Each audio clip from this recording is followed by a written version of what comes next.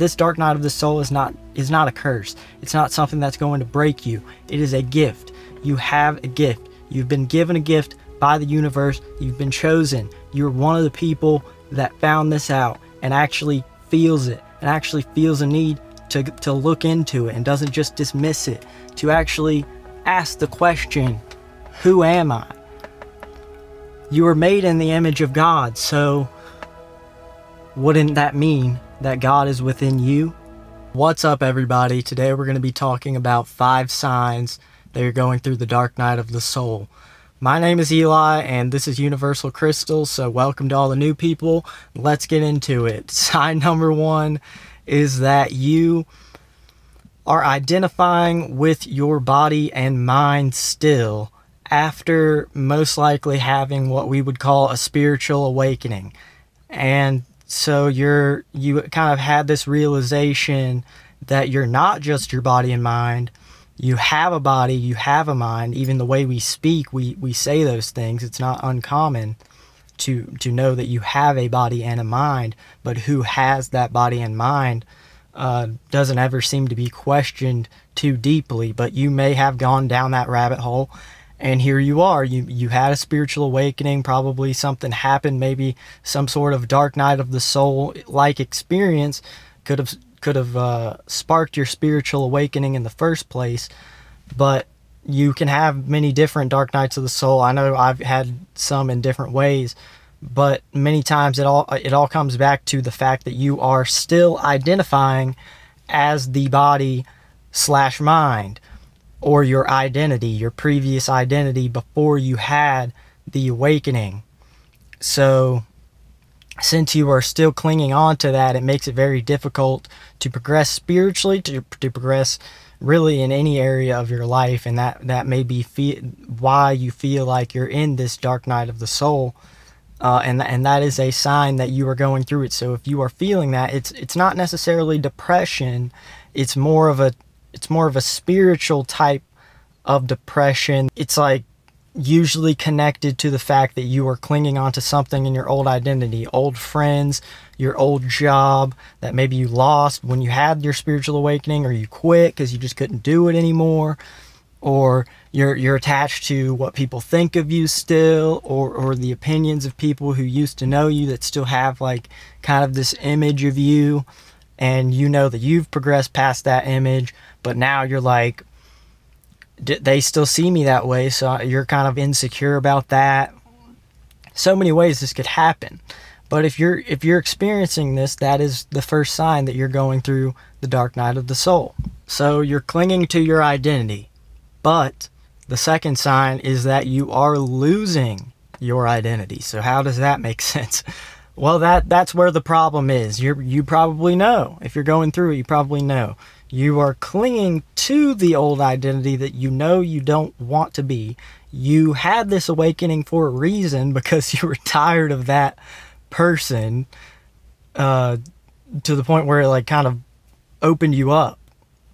Yet you are losing all the things that made that person, that kind of character that you were, that job, those little things that you believed you were only, instead of realizing that you are consciousness, the soul, source, spirit, whatever, God that is within you is what you now identify as, maybe in your head, but you haven't experienced it enough to realize it. But that is slowly falling away.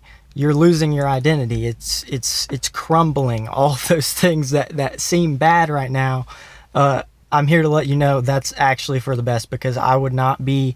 I kind of worry. Like, I don't worry, but I'm glad that I had so many struggles and dark night of the souls and spiritual awakening and all these weird things happened to me, because I wonder what kind of person I would be if I didn't have this. What kind of worldview would I have?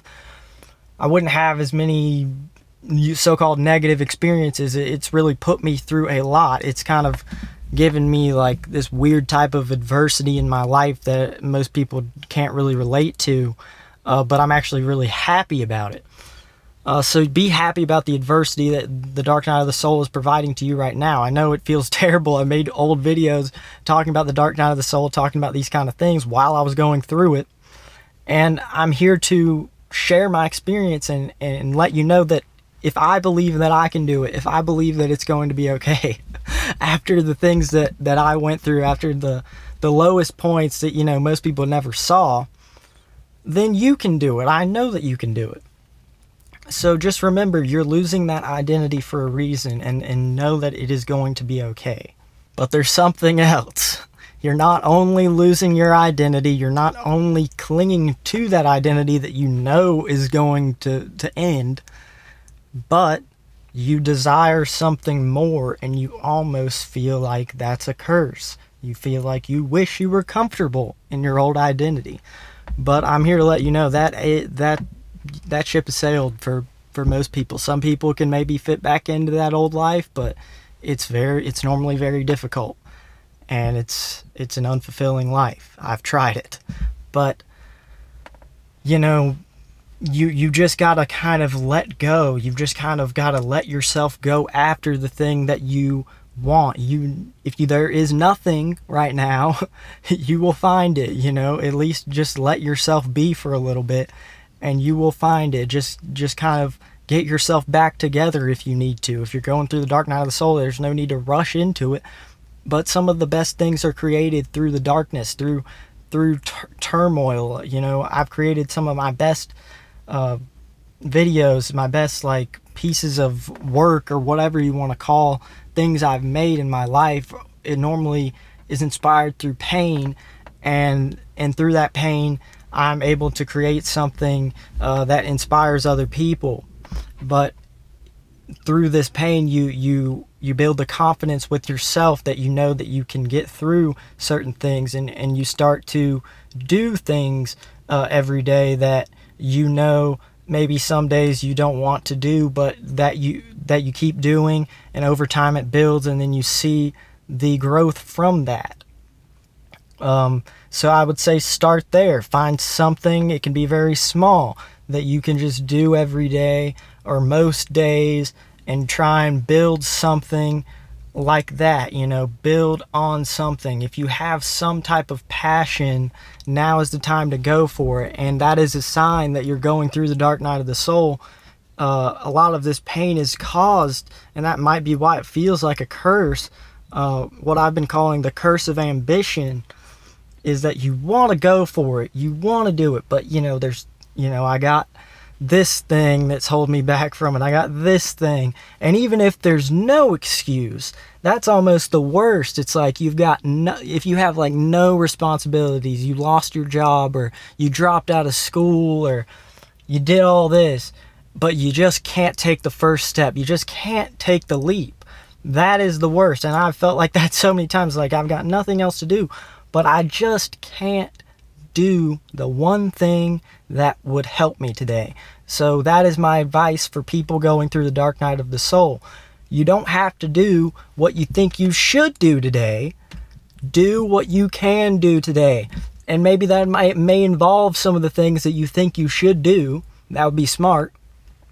But sometimes we don't even do the one thing that would make the most change in our life, because we think we need to do 10 different things that will all kind of be done half-assed, to where it won't actually create anything meaningful. And you spread yourself too thin trying to do this and that, and oh no, I can't even focus on my dream because I've got this one little annoying task to do. That's silly. And I know that this happens because I've been there. But I'm telling you, if you just start to do the one thing that there is something in your life right now that if you made a change, you committed to stronger, or you stopped doing, or you did differently, that would make the biggest change in your life. You can probably take a little bit and think about that and come up with something, or don't think and let it come to you. But you get the point. And I'm not saying that I'm doing this one thing every day and I'm perfect. Far from it. These are the things that I've been thinking about throughout my dark night of the soul. And, I've come out of a lot of those, and I'm coming out of it now, even more, like a lot more. So I thought it was an appropriate time to make this video. But that's something that's helped me, is just like, what can I do today? I know I've got this crap that I don't want to do, but what can I do that inspires me today? What can I do that will inspire other people today to know that I am at least making progress in one area? And sometimes that can make the dark night of the soul feel a lot less scary and just like it's constricting you so much.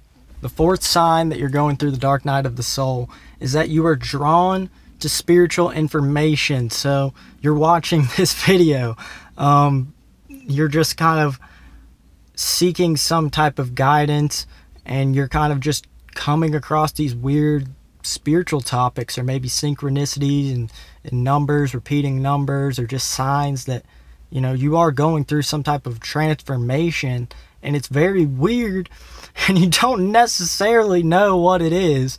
You might not, but maybe you're kind of figuring out a little bit now. I've got a lot of videos on the dark night of the soul and kind of this whole topic, but you're just kind of drawn to spiritual information. You're probably watching a lot on YouTube, maybe reading spiritual books. I would recommend The Power of Now by Eckhart Tolle to start. That would be really good. Or The Untethered Soul by Michael Singer. Those are very good books to kind of start out your spiritual journey with, I think. The fifth and final sign that you're going through the dark night of the soul is that you have something. You have something. You have a fire lit within you. You have new information. You have an experience that you can either take for granted and sit there and waste away and feel sorry for yourself and feel miserable. Or you can take this experience and turn it into something great. Turn it into an amazing life.